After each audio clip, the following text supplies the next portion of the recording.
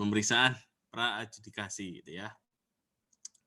Di sini bahwa pemeriksaan perkara pidana ada pemeriksaan pendahuluan dibagi menjadi dua, ya, kepolisian dan kejaksaan. Kepolisian adalah penyelidikan, itu belum ada tersangka. Lalu penyidikan, gitu ya, ini sudah ada tersangka. Kemudian di dalam kejaksaan ada pra penuntutan dan penuntutan, gitu ya. Ini kemarin sudah sempat dibahas, gitu ya. Mungkin di next aja. Kemarin sampai slide ke-40 kalau nggak salah kalian bacanya ya. 40 ya? Iya, Pak. Oke. Okay. Sekarang kita masuk di dalam tertangkap tangan. Ya, tertangkap tangan itu adalah perbuatan di mana ketika kalian melakukan suatu perbuatan tindak pidana, ya, itu adalah pada waktu sedang melakukan tindak pidana, kamu ditangkap. Jadi pada waktu mau melakukan pembunuhan, pembunuhannya sudah ditusuk, nggak bisa kabur. Nah, itu tertangkap tangan tuh, ya. Atau mencuri, ya, mencuri, mengambil barang, ya, barangnya sudah di dalam kantong, terus ketahuan, terus ditangkap, gitu ya. Setelah beberapa saat tindak pidana dan sesaat setelah diserukan oleh kaya rame sebagai pelaku. Jadi kalau tertangkap tangan terus gebuki dan sebagainya, gitu ya. Oke. Kemudian kita masuk di dalam namanya upaya paksa, gitu ya. Upaya paksa di sini ada penangkapan, penahanan, penggeledahan dan penyitaan. Penangkapan itu dalam rangka ya tadi 1 kali 24 jam dan sebagainya. Sedangkan penahanan itu jangka waktunya lebih lama, gitu ya. Penggeledahan menggeledah baik di dalam tubuh maupun di dalam rumah dan sebagainya. Penyitaan adalah barang-barang ya yang untuk melakukan suatu tindak pidana itu disita oleh negara. Arti disita bukan berarti dimiliki, tapi hanya menguasai, gitu ya. Oke, kita masuk di dalam penangkapan.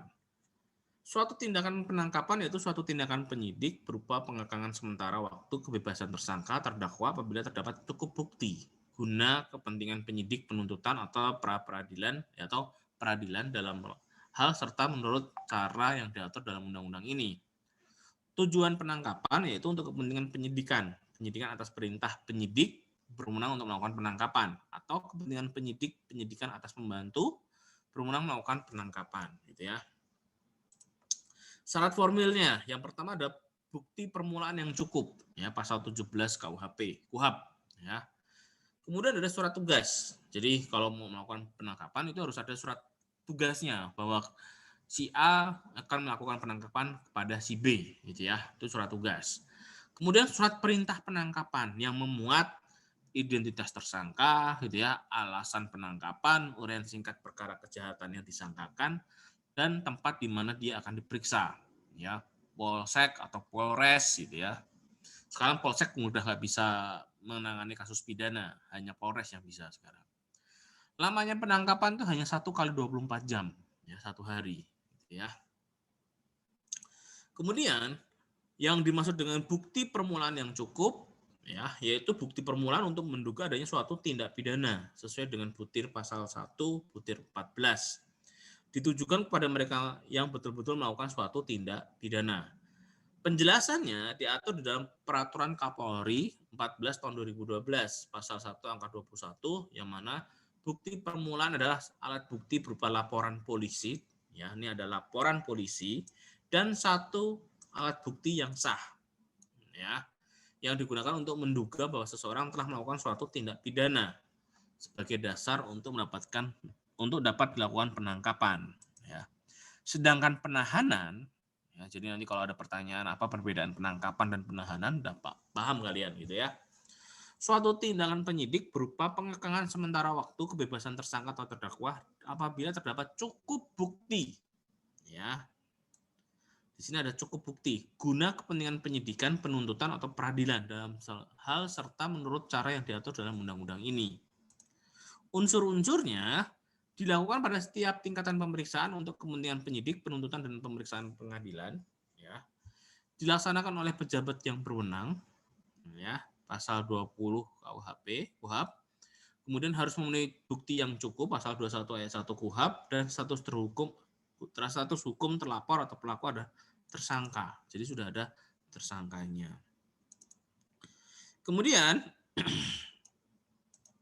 bukti yang cukup, ya, alat bukti berupa laporan polisi dan 2 alat bukti yang sah yang digunakan untuk menduga bahwa, ya, kata-katanya menduga. Berarti ini adalah asas apa namanya? Kalau diduga itu apa? Praduga tak bersalah. Salah. Gitu ya. Nah, gitu ya. Bahwa seseorang dapat melakukan tindak pidana sebagai dasar dapat dilakukan penahanan, gitu ya. Jadi sifatnya menduga, gitu ya. Belum terbukti itu. Pembuktiannya di mana? Di pengadilan nanti.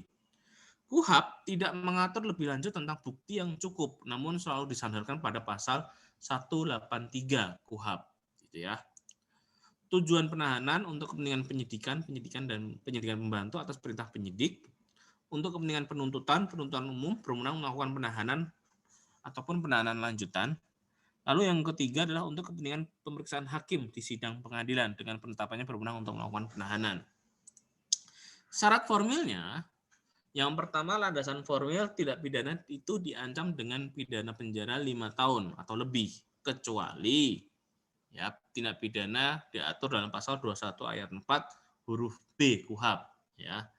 Di sini ada timbul suatu kekhawatiran, adanya keadaan menimbulkan kekhawatiran tersangka terdakwa melarikan diri, gitu ya.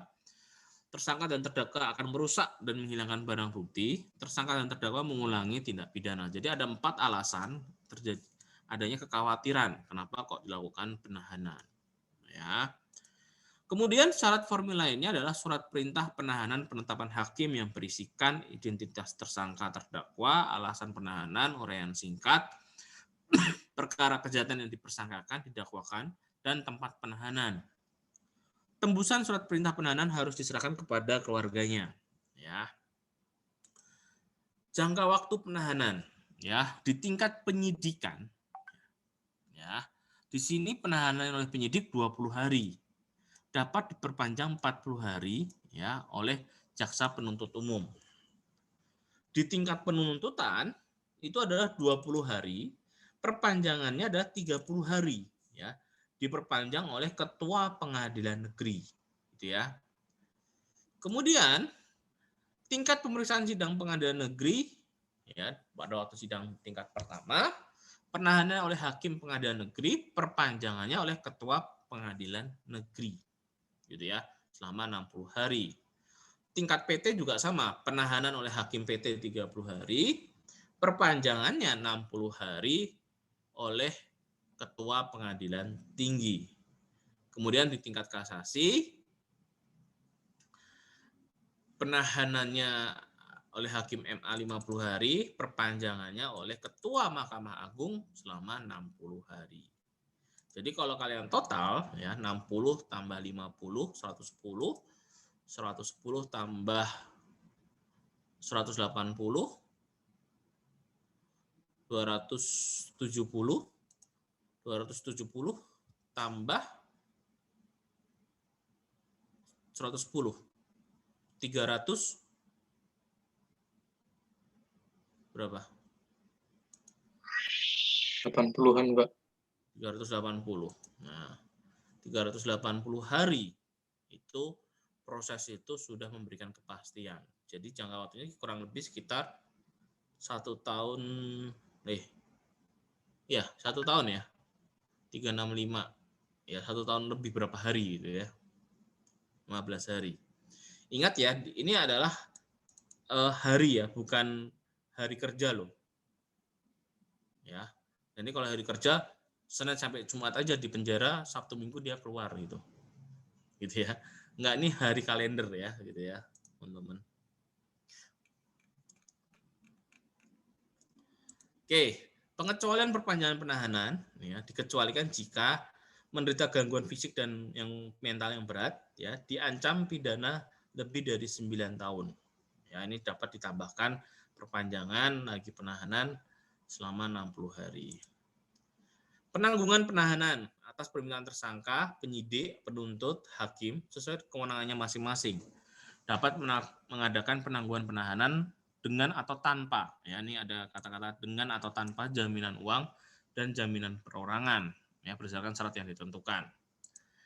Syarat penangguhan penahanan, penjelasan pasal 31 ayat 1 KUHP, yaitu wajib lapor, tidak keluar rumah, tidak luar kota. Kemudian di dalam rujukan pasal 358 HIR, ya, tempat tinggal, alamat yang tetap, tidak akan melarikan diri jika ada perintah pencabutan, tidak mengulangi tindak pidana, dan yang terakhir adanya jaminan uang atau jaminan orang. Ya. Jaminan uang adalah uang jaminan penangguhan penahanan yang ditetapkan oleh pejabat yang berwenang sesuai dengan tingkat pemeriksaan, disimpan di kepanitiaan pengadilan negeri. Apabila tersangka terdakwa melarikan diri setelah lewat waktu 3 bulan tidak diketemukan, maka uang jaminan tersebut menjadi milik negara dan disetorkan ke kas negara. Ya. Sedangkan jaminan orang, yaitu dalam hal jaminan itu adalah orang atau tersangka atau terdakwa melarikan diri, maka setelah lewat 3 bulan tidak diketemukan, penjamin diwajibkan membayar uang jumlahnya yang telah ditetapkan oleh pejabat yang berwenang dengan tingkat pemeriksaannya. Uang dimaksud harus disetor ke kas negara melalui panitera pengadilan negeri. Apabila penjamin tidak dapat membayar sejumlah uang dimaksud, maka jurusita akan menyita barang miliknya untuk dilelang secara dijual lelang dan hasilnya disetor ke kas negara melalui panitera pengadilan negeri, gitu ya. Lalu kemudian sifat jaminannya, ya, ketentuan mengenai sifat jaminan bersifat fakultatif bukan imperatif, ya, misalkan frase dengan atau tanpa, gitu ya. Kemudian bentuk formal penangguhan penahanan, yang pertama dalam bentuk perjanjian, yang kedua ditegaskan secara tertulis jumlah jaminan uangnya. Penyebutan istilah jaminan berdasarkan pasal 35 PP 27 tahun 83 adalah uang jaminan. Dan istilah jaminan berdasarkan pasal 36 PP 2783 adalah uang tanggungan, ya. Jadi surat keputusan menteri tentang adendum pedoman pelaksanaan KUHP, ya. Jadi dilakukan di perubahan itu. Kemudian tata cara permohonan penangguhan penahanan, adanya surat permintaan, harusnya tertulis bentuknya, pejabat instansi menahan menetapkan besarnya uang jaminan secara jelas, disebutkan dalam surat perjanjiannya. Ya. Kemudian pembantaran penahanan atau penundaan penahanan sementara. Dalam hal tertentu, tahanan dapat diberikan izin meninggalkan rutan, ya, untuk sementara, dan keperluan ini harus ada izin dari pejabat yang bertanggung jawab secara yuridis. Jadi tolong bedakan antara rumah tahanan dan lembaga pemasyarakatan. Ya. Rutan itu hanya menitipkan, ya, tersangka dan sebagainya. Sedangkan lembaga pemasyarakatan itu adalah lembaga ada unsur pembinaan. Ya. Jadi kalau kita bicara sistem peradilan pidana, gitu ya, dari kepolisian, kejaksaan, peradilan sampai ke lembaga pemasyarakatan, gitu ya. Dalam proses ini ada di bawahnya adalah balai harta peninggalan, perubasan, rumah barang sitaan dan barang rampasan, ya. Jadi ketika tersangka itu dilakukan penahanan, ya, dia masuk rutan. Nah, barang-barang yang disita itu harusnya masuknya ke rubasan, itu teman-teman. Ya, terus sampai proses peradilan, pembuktian, nanti di dalam amar putusannya terkait dengan putusannya bisa dikembalikan, bisa dimusnahkan, bisa disita oleh negara. Nah, ketika disita oleh negara tadi, ya, baru itu menjadi kewenangannya BMN, gitu ya teman-teman ya. Jadi rubasan ini titip, ketika sudah sita, masuk, berlakulah di putusan itu sita oleh negara. Nah, itu baru, ya. Dari kasus-kasus ini, gitu ya, sebenarnya yang paling membahayakan bagi pelaku kejahatan itu adalah kasus pemerkosaan, gitu ya. Karena kalau kasus pemerkosaan amar putusannya itu salah, gitu ya. Misalkan barang bukti, ya, untuk melakukan suatu kejahatan pemerkosaan disita oleh negara, kan langsung pusing tuh pelakunya, ya kan, berarti harus dipotong terus disita oleh negara, gitu kan. Jadi kalau seperti itu ya harus hati-hati dalam memutus perkara pidana, gitu, kalau khususnya kasus pemerkosaan. Kemudian dalam hal tertentu ini ya, apabila tahanan menderita sakit memerlukan perawatan atau pemeriksaan dokter di luar rutan, maka selain harus memenuhi ketentuan ayat ini, harus pula disertai dengan keterangan dokter rutan yang ditunjuk oleh menteri. Ya, pulang ke rumah keluarga karena keluarga sakit, kematian anak, istri, orang tua, dan sebagainya menurut pertimbangan pejabat yang bertanggung jawab secara yuridis dapat disetujui. Kemudian ada namanya penggeledahan.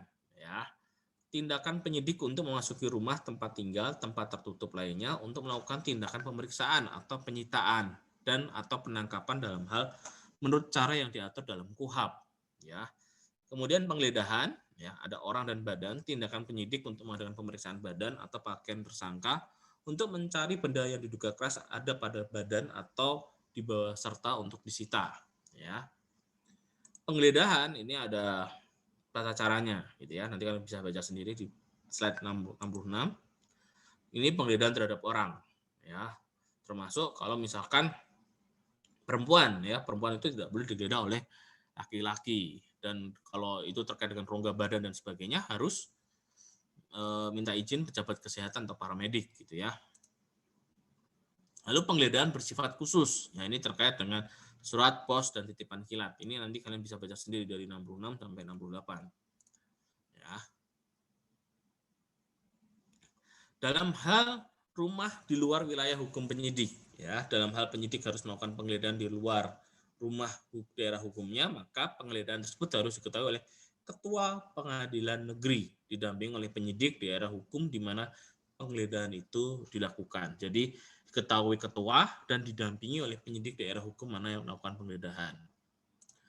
Yang selanjutnya adalah tujuan penggeledahan. Yang pertama adalah pemeriksaan, yang kedua adalah penyitaan.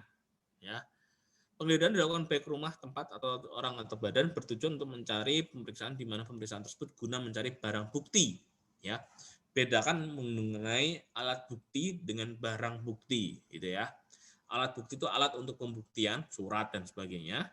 Barang bukti itu ya barangnya, gitu. Ya, yang terkait baik secara langsung tidak langsung dengan tindak pidana yang sedang diperiksa.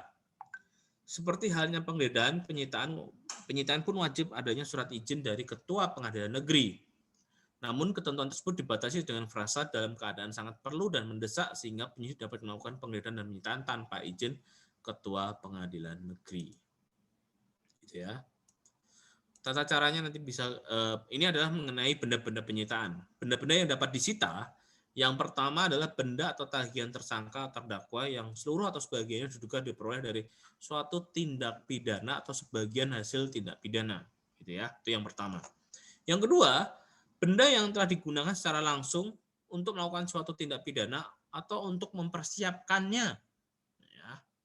Yang ketiga, benda yang dipergunakan untuk menghalang-halangi penyidikan tindak pidana. Kemudian benda yang khusus dibuat dan diperuntukkan untuk melakukan tindak pidana. Kemudian yang kelima, benda yang berada dalam sitaan karena perkara perdata atau karena perkara pilot. Dan yang terakhir, benda yang berada di tangan penguasa orang lain dengan disertai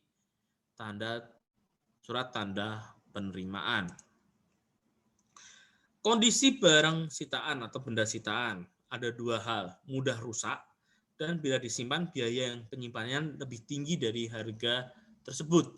Sehingga penyidik atau penuntut umum punya kewenangan untuk menjual secara lelang, ya, atau dapat diamankan oleh penyidik atau penuntut umum dengan disaksikan tersangka atau kuasanya.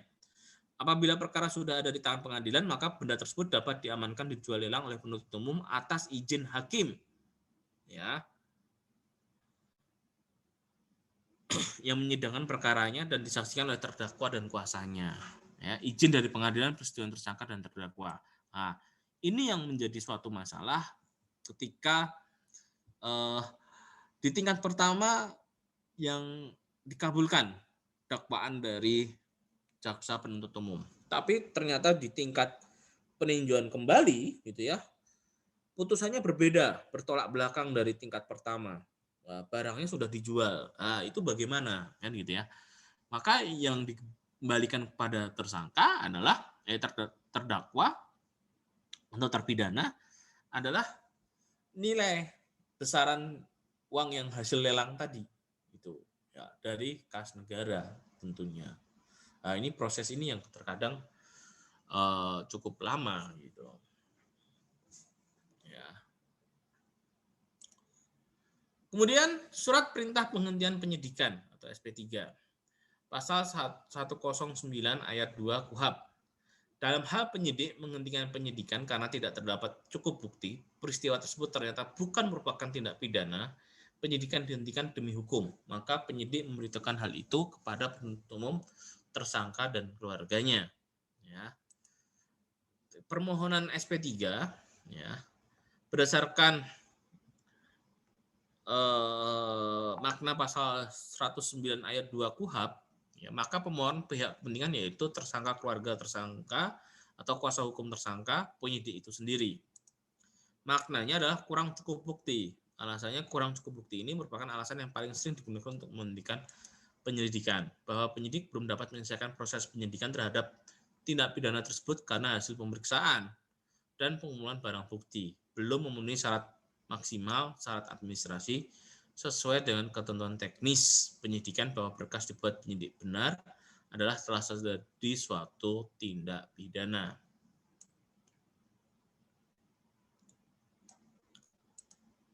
Makna perkara bukan tindak pidana, gitu ya. Selama proses pemeriksaan dan penyidikan, penyidik berdasarkan pertimbangannya atas bukti-bukti yang ada, menyimpulkan bahwa perkara yang sedang disidik, diperiksa bukanlah merupakan suatu perkara pidana, sehingga tidak dimungkinkan dipaksakan untuk dilanjutkan sehingga proses penuntutan. Kemudian makna penyidikan dihentikan demi hukum apabila tersangkanya meninggal dunia, nebis in idem, ya putusannya diputus 2 kali, gitu ya, nggak boleh. Kemudian yang selanjutnya adalah daluarsa atau lewat waktu. Nebis in idem, seseorang tidak dapat dituntut lantaran perbuatan peristiwa baginya telah diputus oleh hakim ketika unsur-unsurnya memenuhi, yaitu kesamaan unsur, kesamaan pasal, ya, kesamaan subjek hukum, kesamaan objek hukum, dan tempus dan deliktinya sama. Dicabutnya pengaduan oleh proses pemeriksaan adjudikasi bukan merupakan nebis in idem sehingga dapat diajukan kembali. Ya. Sedang ini aku ngajarin kalian jadi ilmu jahat nih ya, ilmu hitam nih. Terkait dengan daluarsa atau lewat waktu atau penjaring, ya. Di dalam pasal 78 KUHP, ya, untuk pelanggaran kejahatan yang dilakukan alat cetak, jangka waktu daluarsanya adalah 1 tahun. Lewat 1 tahun, jaksa kehilangan hak untuk menuntut. Ya. Kemudian untuk kejahatan yang diancam pidana denda, pidana kurungan, atau pidana penjara di bawah 3 tahun, jangka daluarsanya adalah 6 tahun. Untuk kejahatan yang kejahatannya diancam di atas 3 tahun, jangka waktunya adalah 12 tahun. Untuk kejahatan yang diancam hukuman mati dan penjara seumur hidup, jangka daluarsanya adalah 18 tahun, gitu ya. Terus penghitungan daluarsa lewat waktu. Ya, prinsipnya daluarsa adalah suatu perkara dimulai 1 hari setelah tindak pidana dilakukan, kecuali untuk tindak pidana pemalsuan uang dan tindak pidana perampasan kemerdekaan. Untuk pemalsuan uang, jangka waktunya tidak dihitung 1 hari setelah tindak pidana pemalsuan uang itu dilakukan, tetapi 1 hari setelah uang palsu itu beredar. Ya. Kemudian, sedangkan untuk tindak pidana perampasan kemerdekaan, ya, jangka waktu daluarsanya dihitung 1 hari setelah orang itu ditahan dan dirampas kemerdekaannya itu dibebaskan. Berhentinya daluarsa atau lewat waktu, ya, diatur di dalam pasal 80 KUHP. Tiap-tiap tindakan penuntutan penghentian daluarsa asal tindakan itu diketahui oleh orang yang dituntut atau yang diberitahukan kepada menurut cara yang ditentukan dalam aturan-aturan umum. Ya. Kemudian filosofi daluarsa yang pertama adanya lewat waktu, ingatan masyarakat terhadap tindak pidana tertentu telah hilang. Ya. Yang kedua adalah adanya lewat waktu, adanya kemungkinan hilangnya alat bukti. Ini ya, alat bukti, bukan barang bukti ya. Alat bukti yang digunakan untuk melakukan tindak pidana tertentu. Dan yang ketiga, memberikan kepastian hukum bagi tersangka. Pra-adjudikasi kejaksaan, ya, melaksanakan pengadilan yang ingkrah, jaksa bertindak sebagai jaksa penuntut umum. Itu melakukan penetapan hakim, jaksa penuntut umum melakukan penuntutan umum. Penuntutan umum adalah tindakan penuntutan umum dilimpahkan perkara pidana pengadilan negeri yang berwenang dalam hal menurut cara yang diatur dalam undang-undang ini dengan permintaan supaya diperiksa diputus hakim sidang pengadilan. Ya. Kewenangan jaksa penuntut umum nanti kalian bisa baca sendiri ya. Makna pra penuntutan ya. Pemantauan perkembangan penyidikan, penelitian berkas perkara terhadap tahap pertama, pemberian petunjuk guna melengkapi hasil penyidikan, penelitian ulang berkas perkara, penelitian tersangka dan barang bukti pada tahap penyerahan tanggung jawab atas tersangka dan barang bukti, kemudian pemeriksaan tambahan. Nah, di sini ada namanya jaksa peneliti, ya, Doktrin Leiden Marpaung, sedangkan ada namanya jaksa penuntut umum, SC Jaksa Agung B401E93. 993. Syarat formil dakwaan, ya. Pasal 143 ayat 2 KUHP, ya, surat edaran SM4 CA 1193, kemudian surat jaksa Japindum B067 garis miring E1193, teknis pembuatan surat dakwaan, ya, cermat, jelas, lengkap. Jadi ada 3 asas ini, cermat, jelas, lengkap. Cermat artinya adalah ketelitian jaksa penuntut umum dalam mempersiapkan surat dakwaan yang didasarkan pada undang-undang yang berlaku bagi terdakwa, serta tidak terdapat kekurangan atau kekeliruan yang mengakibatnya batal surat dakwaan itu, ya, atau tidak dapat dibuktikan antara lain misalnya apakah ada pengaduan dalam hak delik aduan, apakah penerapan hukum ketentuan pidananya sudah tepat, gitu ya, apakah terdakwa dapat dipertanggungjawabkan melakukan suatu tindak pidana tersebut, apakah tindak pidana tersebut sudah atau belum daluarsa, apakah tindak pidana tersebut didakwakan sudah tidak nebis and idem, gitu ya. Pada pokoknya pada jaksa penuntut umum dituntut untuk sikap teliti, waspada dalam semua hal berhubungan dengan keberhasilan penuntutan perkara di muka persidangan. Kemudian jelas. Jelas adalah JPO harus mampu merumuskan unsur-unsur delik yang didakwakan sekaligus memadukan uraian perbuatan material yang dilakukan oleh terdakwa dalam surat dakwaan. Dalam hal ini harus diperhatikan jangan sekali-kali mempadukan dalam uraian dakwaan antara lain delik satu dengan delik yang lain dengan unsur-unsur yang berbeda. Uraian dakwaan hanya menunjuk pada uraian dakwaan sebelumnya, misalnya menunjuk pada dakwaan pertama sedangkan unsurnya berbeda.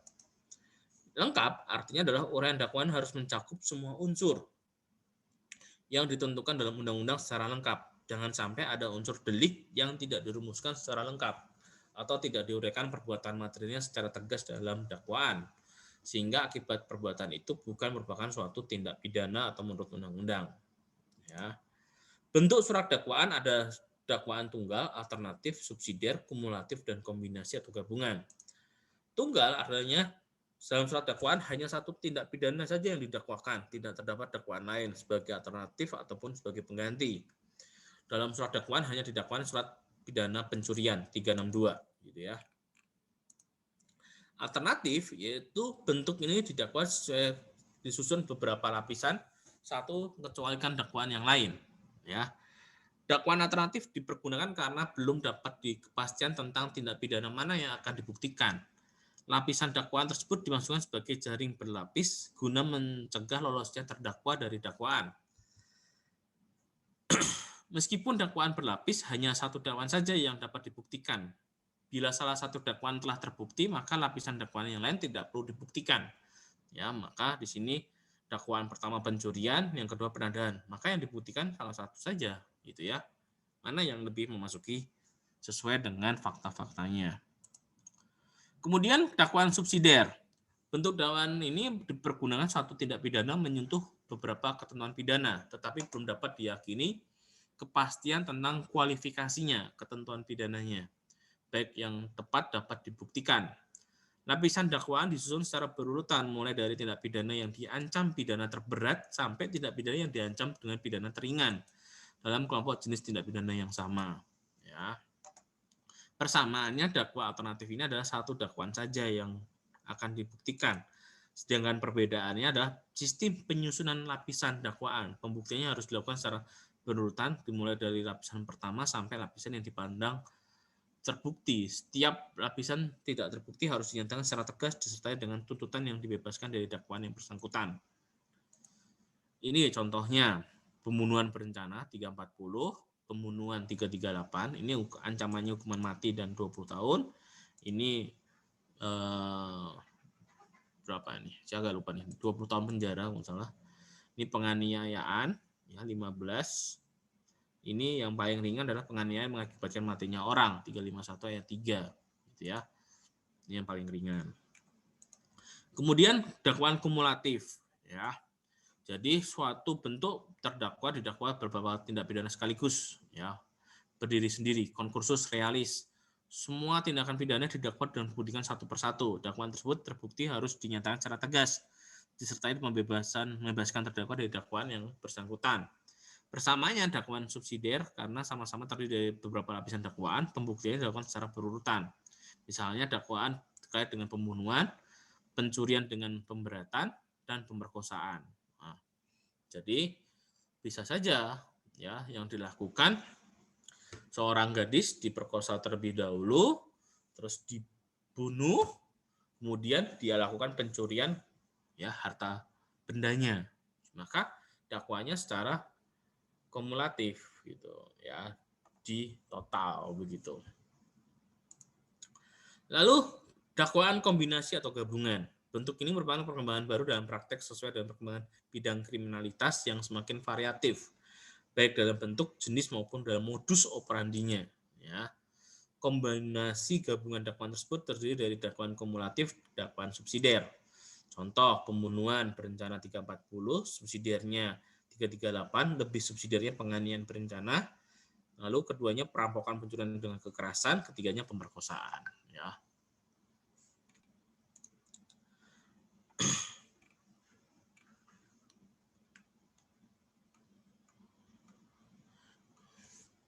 Masuk di dalam pra peradilan. Ini sudah masuk di dalam tahapan di pengadilan gitu ya. Pra peradilan adalah wewenang pengadilan negeri untuk memeriksa dan memutus suatu cara yang diatur dalam undang-undang ini tentang pertama, sah atau tidaknya penangkapan, penahanan, permintaan tersangka dan keluarganya, baik kuasa tersangka. Yang kedua, sah atau tidaknya penghentian penyidikan, penghentian penuntutan atas permintaan demi tegaknya hukum dan keadilan, kecuali deponering.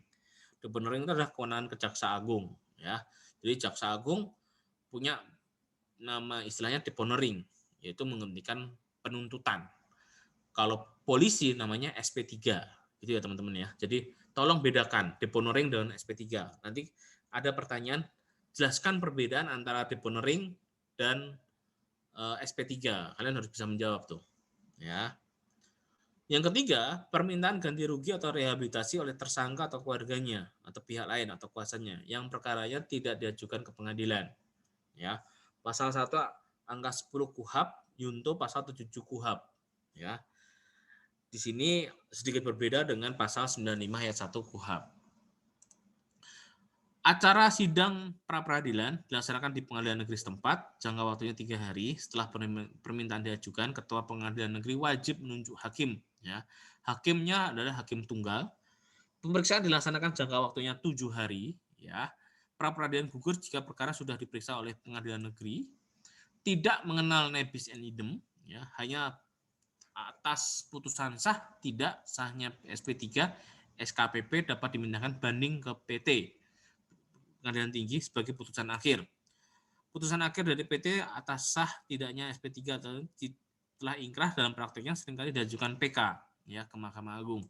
Bahkan kedua alasan lain pun seringkali diajukan ke PT yang kemudian dijadikan dasar untuk mengajukan PK. Ya. Permintaan pemeriksaan tentang sah atau tidaknya suatu penangkapan atau penahanan ya diajukan oleh tersangka, keluarga dan kuasanya. Permintaannya ditujukan pada ketua pengadilan negeri, wajib menyebutkan alasan-alasannya. Permintaan untuk memeriksa sah atau tidaknya suatu penghentian penyidikan penuntutan dapat diajukan penyidik, penuntut umum, pihak ketiga yang kepentingannya. Permintaan diajukan kepada ketua pengadilan negeri, gitu ya, bertujuan untuk menegakkan hukum, keadilan dan kebenaran melalui sarana pengawasan secara horizontal. Ya. Ini adalah permintaan ganti rugi dan rehabilitasi terkait dengan penangkapan, penahanan serta alasannya penghentian penyidikan penuntutan. Ya. Minimal 5.000, maksimal 1 juta rupiah. Mungkin itu dulu teman-teman, sampai di slide 101 untuk nanti lebih jelasnya ya nanti gitu ya. Izin bertanya Pak. Oke, silakan. soal tadi Pak yang pemerkosaan. Nah tadi kan terkait pemerkosaan tadi amarnya bagaimana Pak ya? Amar yang salah itu bagaimana Pak? Ya, ini guyonan orang mahasiswa hukum gitu ya. Jadi tindak pidana yang paling berat adalah pemerkosaan itu. Jadi kalau mahasiswa hukum mengatakan bahwa mengapa kok di dalam amar putusan tindak pidana pemerkosaan itu tidak pernah dinyatakan bahwa barang bukti yang melakukan perbuatan pemerkosaan itu disita oleh negara dan dimusnahkan begitu. Ya. Itu tidak pernah dilakukan seperti itu, tetapi yang sering dilakukan adalah bahwa barang bukti dikembalikan kepada tersangka. Ya, barang bukti pemerkosaan apa? Kira-kira.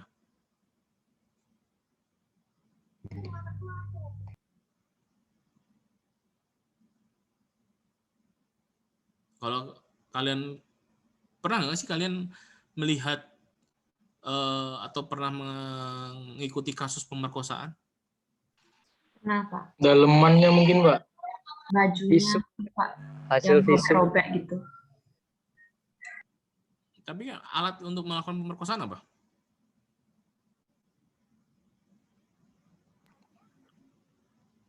Metal, Pak. Yang senyum berarti dia udah paham. Yang nggak senyum berarti dia nggak paham. Itu aja. Gampang kan? Kan itu alatnya. Kalau kita lihat di dalam slide, ya, itu kan harusnya disita tuh. Mana tadi slide? Nah,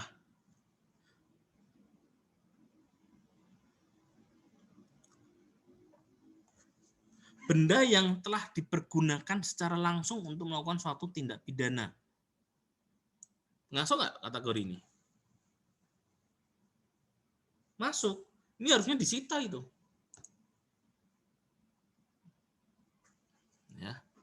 Tapi kan nggak pernah dilakukan penyitaan. Tuh, tidak pernah dilakukan penyitaan, tidak pernah diputus itu disita, dirampas oleh negara dan dimusnahkan. Nggak ada. Seharusnya kan pidana tambahannya atau putusan tambahannya seperti itu. Setelah itu ada, saya yakin loh, kasus pemerkosaan langsung nol gitu.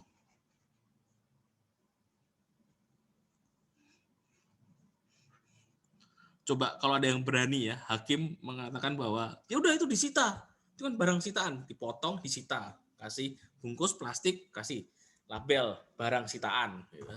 Terus setelah itu habis itu satu aja kasus seperti itu terjadi, ya kasus itu terjadi, habis itu nggak ada kasus pemerkosaan lagi, yakin saya. Gitu. Tapi kan nggak pernah ada itu. Itu sempat jadi diskusi di kampus gitu ya. Dulu narasumbernya almarhum Prof. Muladi, Prof. Barda, satu lagi Prof. Edi. Prof. Edi itu yang sekarang jadi Wamen Kumham. Nah itu.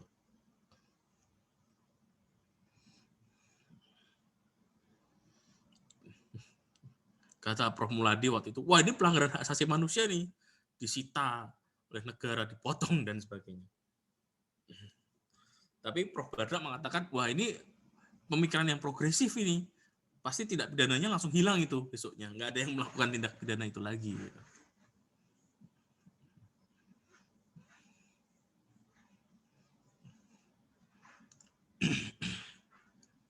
Itu, gitu ya Mas ya. Jawaban ini dulu sempat heboh waktu saya kuliah, saya jadi pengurus BEM gitu ya, mengadakan seminar itu gitu.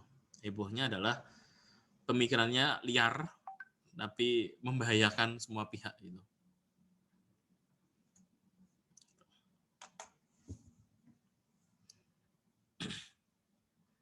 Sebenarnya kalian bisa loh melakukan sebuah seminar ini terkait dengan KUHAP nih, terkait dengan tadi uang jaminan. Nah, uang jaminan ini siapa yang menentukan? Berapa besarnya? Apakah harus dinilai? Nah, itu kan harusnya seminar itu perlu itu. Karena kan sama ini nggak ada batasan yang jelas. Berapa uang jaminannya nanti dimasuk di dalam ke kas negara bagaimana, terus nanti jika akibatnya misalkan di luar ini ya, ternyata sudah dilelang, terus suruh ngembaliin bagaimana prosesnya, itu perlu untuk diseminarkan, memberikan gagasan-gagasan baru untuk bagaimana prosesnya dan sebagainya. Itu apakah besaran ganti rugi itu Rp5.000 sampai Rp1.000.000 itu masih adil dan sebagainya, itu kan harusnya kamu pertanyakan kembali gitu. Ada yang pengurus BEM di sini? Senat? Nggak ada juga. Ada. Siapa? Senatnya siapa? Dina? Enggak ya? Oh. Gitu ya. Ada lagi yang mau ditanyakan?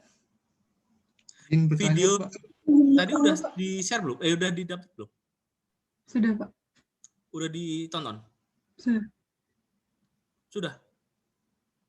Iya. Sudah belum? Sudah, Pak.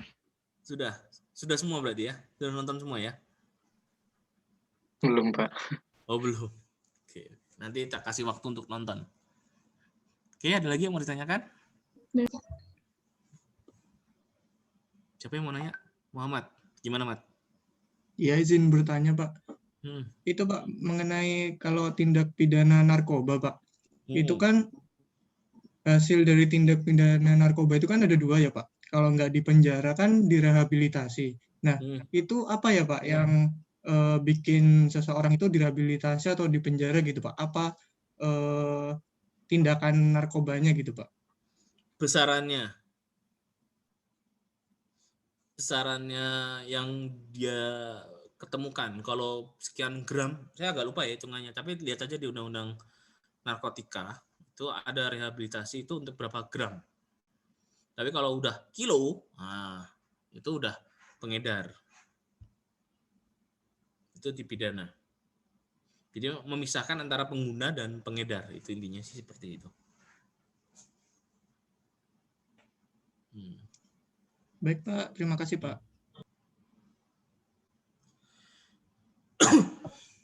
Izin bertanya, Pak. Oke.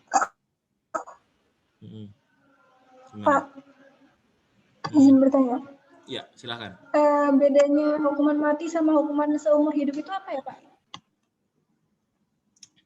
Perbedaan antara hukuman mati dan seumur hidup. Hukuman mati adalah prosesnya dia sudah melakukan upaya-upaya hukum sampai akhir, ya termasuk minta gerasi, amnesti dan sebagainya, ditolak, maka bisa langsung dilakukan eksekusi hukuman mati. Ya, seumur hidup, maka dia di dalam penjara sampai kematiannya. Ya, kematiannya artinya ya dia mati di dalam penjara, intinya seperti itu. Yang membedakan adalah kalau hukuman mati tobatnya sebentar, kalau seumur hidup ya sampai dia mati masih bisa tobat, intinya seperti itu.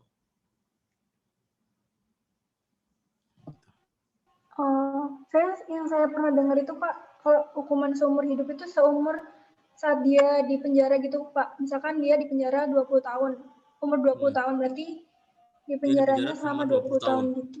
Enggak. Yang kasihan yang umurnya 50 tahun dong. Kalau dia umurnya 50 tahun, di penjara 50 tahun dong. Enggak seperti itu. Umur nggak ada yang tahu. Ini sistem di Indonesia ya.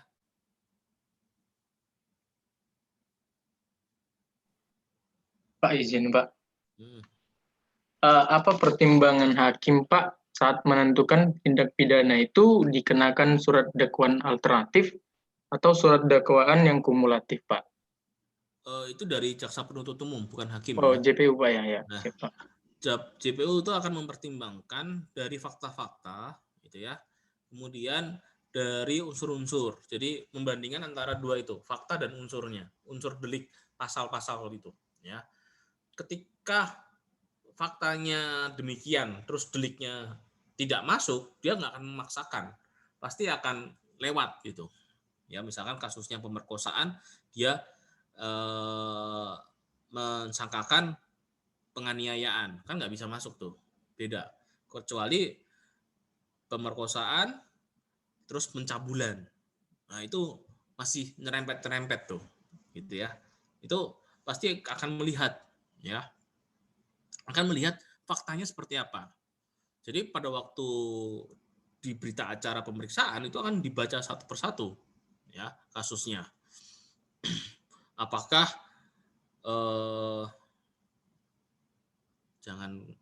jangan pemerkosaan dan pencabulan ya, tapi contoh yang paling gampang itu sih.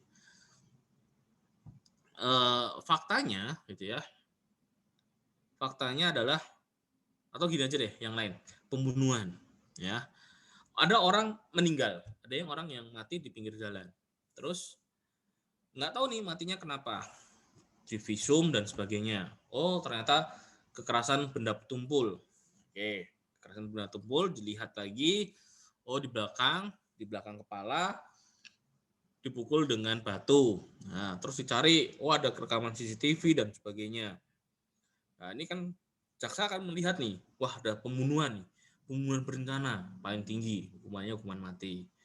Pembunuhan biasa sampai penganiayaan 351 ayat 3 yang menyebabkan kematian. Nah, terus dilihat kronologisnya. Oh, ternyata kronologisnya orang ini benda tumpul di belakang, ternyata kejatuhan pot dari tetangga atas. Jadi dari rumahnya ada rumah tingkat, terus ternyata kejatuhan pot dari atas jatuh kena kepalanya dia, terus dia mati gitu. Oh, ini berarti bukan pembunuhan berencana. Ini jatuhnya kenapa? Terus dilihat lagi, kenapa jatuhnya? Oh, karena kucing. Ya udah, nggak bisa tuh. Dari 340 sampai 351 ayat 3 nggak bisa kena atau nggak ada orangnya. Tapi ada bisa dikenakan mengenai kekurang hati-hatian menyebabkan matinya orang. Nah, ini bisa kena nih. Kenanya di mana? Si pemilik pot tadi yang di rumahnya tingkat tadi. Dia naruh situ, kenapa kok ditaruh di pinggir? Nah, itu berarti kena di situ.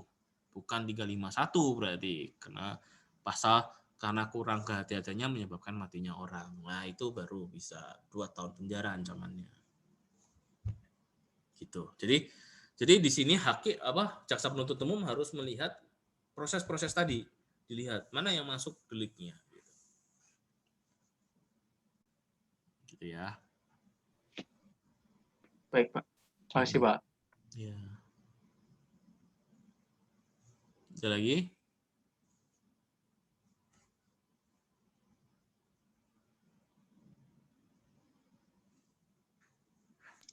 Izin bertanya lagi boleh, Pak? Boleh. Iya, Pak. Tentang itu tadi, Pak, kalau tindak pidana narkoba itu, Pak.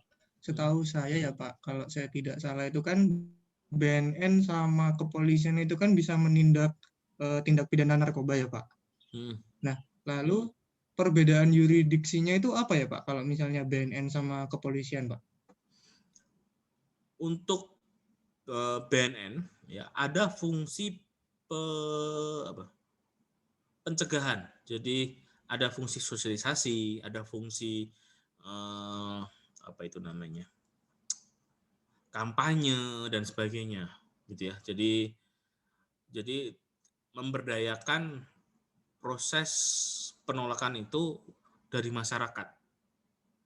Sedang kepolisian itu lebih fokus pada tindak pidananya, pelakunya, orangnya dan sebagainya. Meskipun di BNN juga ada ininya ya, ada direktorat untuk penindakannya ada, tetapi kapasitas dan lingkupnya lebih diutamakan kepada pencegahan dan apa namanya? Saya mengatakan bahasa yang tepat apa ya? Ini aku agak lupa nih. Bahasa yang tepat, kalau bahasa yang lebih dikenal itu adalah agitasi. Kalau bahasa yang ini adalah komunikasi publik yang lebih baik gitu. Jadi masyarakat itu dengan sadar dan sendirinya menolak adanya narkotika. Itu intinya sih seperti itu. Kalau BNN tuh fungsi utamanya ke arah pembinaan masyarakat. Sedangkan penindakannya memang ada, tetapi sifatnya terbatas.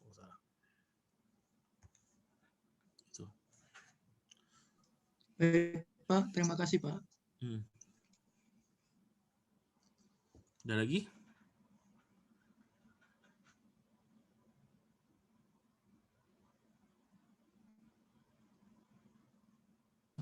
Pak, izin bertanya, Pak. Kalau misal, Pak, ada satu kasus, misal perampokan, Pak. Tapi awalnya itu dia niatnya hanya melakukan perampokan gitu, Pak, pencurian. Nah, tapi ketika melakukan pencurian itu, misal si pemilik rumah melawan gitu, Pak. Terus dengan tidak sengaja dia melakukan pembunuhan gitu, Pak. Iya. Nah, itu kan bisa dikenakan 2 pasal, Pak, antara pembunuhan berencana atau itu, Pak, pencurian biasa dengan kekerasan itu, Pak. Iya, atau pencurian dengan kekerasan itu, Pak, yang bisa menyebabkan pembunuhan. Itu bagaimana ya, Pak? Pengenaan pasalnya, terus hukumannya mana yang lebih tinggi ancamannya itu yang didakwakan lebih utama. Itu bisa kumulatif, bisa masuk kumulatif, bisa masuk subsidiaritas. Jadi kalau kita bicara dakwaan itu bisa kumulatif, artinya itu kan bisa saja dikatakan konkursus, ya. Nanti kalian bisa baca di dalam KUHP itu pasal 55, 56, 63, 65. Itu. Ada konkursus realis, konkursus idealis dan sebagainya. Itu nanti kalian bisa baca di situ. Itu nggak saya terangkan karena itu nggak ada kaitannya sama materi besok kalian ya. Jadi ini kita hanya pengetahuan umum untuk yang konkursus realis dan idealis gitu. Tapi untuk kalian nanti fokusnya adalah sita dan barang rampasan. Itu fokusnya di situ tuh. Ya. Untuk yang tindak pidana. Tapi kalau perdatanya full tuh.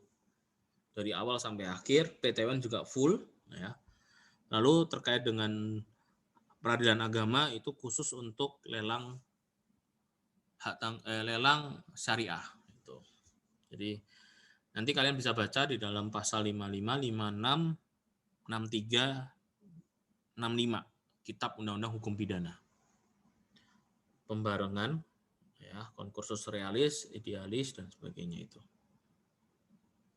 Jadi ya Mas, saya nggak akan jawab detail karena nanti takutnya nggak ada di dalam slide ini gitu. Ini kan slide-nya kan terkait dengan KUHP, Kitab Undang-Undang Hukum Acara.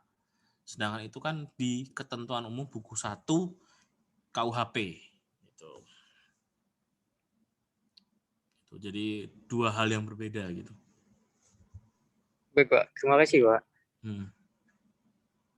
Kalau kalian suka drama Korea tuh ada Law School, itu lumayan bagus tuh filmnya. Sampai sekarang belum selesai tuh. Yang pada senyum-senyum berarti nonton. Netflix. Ya, sip. Barusan diceritain, Pak. Sama? Di grup kelas, Pak. Grup kelas ini? Diceritain gimana? Andrew tuh, Pak, yang mulai, Pak. Andrew. Wah, kamu pencinta Real Madrid ya? Apa nih? Real Madrid atau AC Milan nih? Madrid, Pak. Calon-calon kalah nanti malam. Menang, Pak, menang.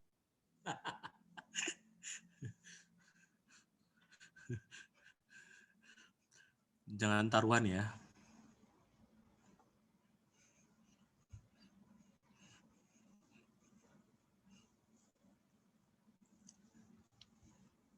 Bulan puasa jangan taruhan.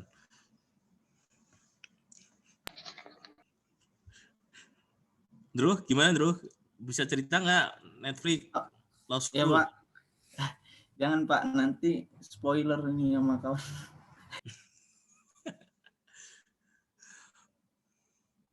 Jadi kalian kalau lihat beberapa film itu Korea, Amerika dan sebagainya, kalian harus lihat konteksnya ya, karena masing-masing negara memiliki hukum yang berbeda-beda gitu ya. Kayak misalkan apa ya? Kayak kalau kita bicara law school itu ini yang pertama tersangkanya adalah kan profesornya gitu ya, profesornya. Kemudian ternyata berubah sekarang menjadi mahasiswa kan gitu ya dan sebagainya itu juga ya kok bisa seorang ini berubah, kenapa kok bisa berubah dan sebagainya, itu masing-masing negara punya kewenangannya sendiri-sendiri gitu ya. Terus ada film Korea lagi, judulnya agak lupa tuh. Intinya gini, jaksa penuntut umum pernah membebaskan pelaku, terus akhirnya dia dipecat. Nah itu juga ada tuh. Ya. Kalau di Indonesia kewenangan untuk melakukan deponering itu di Jaksa Agung. Ya, kalau di Korea desentralisasi, maka JPU yang punya kewenangan, itu berbeda. Terus contoh lagi film Korea yang saya tonton ya, Sel 7 atau Sel 17 ya, kayak lupa ya. Miracle in Cell. Ya, itu juga itu kisah mengenai, ya itu mengharukan sih sebetulnya. Akhirnya si anak itu menjadi pembela, ya, dia mengajukan peninjauan kembali kasus ayahnya yang dihukum mati gitu. Nah, itu menarik tuh gitu ya. Ya. Film Korea apa lagi ya aku yang tonton ya. Tapi kalau KNL besok saya wajibkan default. Itu khusus mata kuliah KNL harus nonton film default itu dulu. Film Korea itu, film Korea. Saya bukan penggemar film Korea ya, tapi saya tahu film-film yang bagus mana saya tonton gitu. Nggak semua film saya tonton gitu. Ada lagi kira-kira yang mau ditanyakan? Cukup? Kalau cukup, kalian tonton dulu ya YouTube yang tadi saya share gitu ya. Terus juga perhatikan 2 kasus yang ada. Yang pertama kasus Sengon dan Karta, ya. Sengon dan Karta, nanti cari ada di Google. Itu kasus yang provokatif, artinya wah banyak yang tahu gitu. Yang kedua di Amerika Serikat, linknya saya kasih aja. Nah itu mengenai ini bagaimana hakim yang menggunakan sistem common law, ya, common law system itu ya tadi memberikan insight cara pandang yang berbeda gitu. Oke. Ini udah saya share di grup ya. Sengon Karta, saya nggak punya kasusnya, tapi di Google ada tuh Sengon Karta gitu. Sengon dan Karta gitu. Oke, kalian boleh tutup dulu YouTube-nya, nanti kita pindah ke media WA. Kalau sudah selesai nontonnya gitu ya, kita pindah ke WA supaya hemat kuota gitu ya. Kan lumayan buat lebaran kan gitu. Gitu ya teman-teman ya. Ya, Saya Pak. mengucapkannya Idul Fitrinya besok aja ya, ketika udah benar-benar Idul Fitri. Kalau sekarang kecepatan kan gitu. Ya, Pak. Oke ya. Kuliah untuk Zoom-nya saya tutup, tapi kuliah secara besarnya masih berjalan. Sip. Oke ya. Terima kasih. Terima kasih, Pak. Terima kasih, Pak. Terima kasih, Pak.